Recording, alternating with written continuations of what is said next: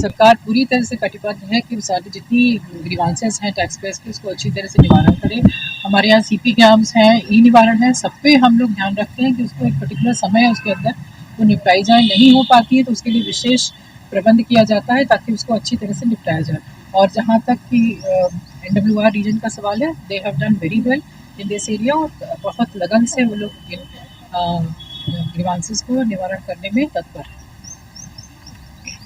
आज की हरित क्रांति के आयकर हरित क्रांति के जो इनिशिएटिव है इसके बारे में देखिए, हरित क्रांति तो हम लोगों का एक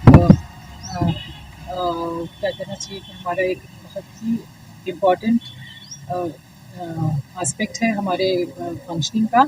और ये इनिशिएटिव NWR ने शुरू किया था अमृतसर से अटारी बॉर्डर पे, और वहाँ के बाद फिर जो भूमि पूजन हुआ था गुड़गांव में वहाँ पर भी किया उन्होंने, वहाँ माइक्रो फॉरेस्ट लगाया। आई थिंक 1200 पौधे लगाए थे वहाँ पर।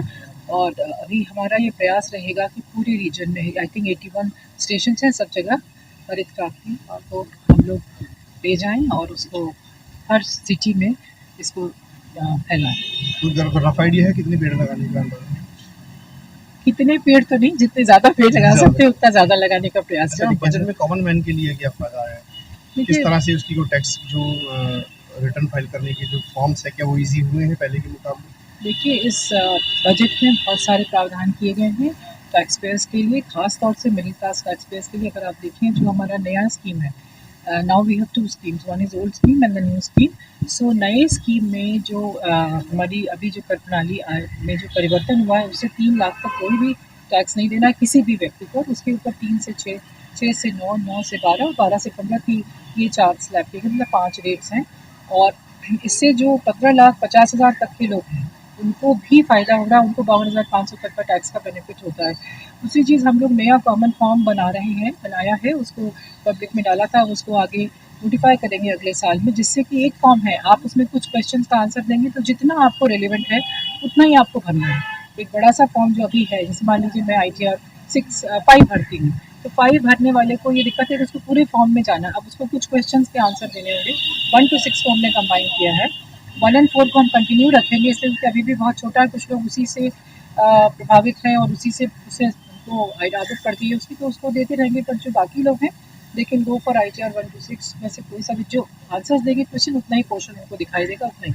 मैडम, एक इनकम टैक्स ने एक नया कीर्तिमान स्थापित किया, आयकर दाता बड़े हैं।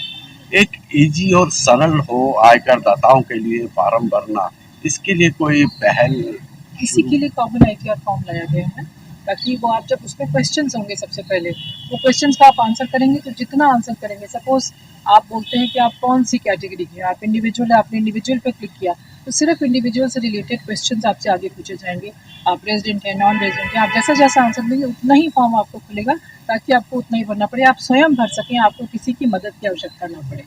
और हम लोग उसको ट्यूटोरियल बड़े हैं इस साल के अंदर, तो उस हिसाब से अपने डिपार्टमेंट के कर्मचारी भी बढ़ाएंगे। देखिए, रोजगार मेला चल रहा है और पूरा प्रयास चल रहा है कि ज़्यादा से ज़्यादा कितने लोगों को बढ़ा बढ़ा। और ये तो चल रहा है ना, ये तो चलता जा रहा है। Department particular income tax department की जो स्ट्रेंथ है उसको पूरा करने की कोशिश की जाएगी। अगला साल अब स्लैब में भी कुछ चेंजेस आए हैं? स्लैब मैंने बताया ना, नहीं, स्लैब के अंदर जैसे परसेंटेज के अंदर वो भी स्लैब में चेंजेस आए हैं कुछ? देखिए, 3 लाख तक तो मेरे पहले 2.5 लाख था, अब 3 लाख हुआ। ये नए रिजीम की बात कर रही हूँ मैं, ओल्ड रिजीम में कोई परिवर्तन नहीं है और new regime is the default regime now. So new regime में 3 लाख से 6 लाख तक 5%, 6 लाख से ऊपर 9 लाख तक 10% और 6 से 9 से 12 में 20% और उसके बाद फिर 30%, मतलब 15 से ऊपर 30% है। तो इस तरह से स्लैब में भी चेंजेस आए, पहले 6 स्लैब थे अब 5 हो गए।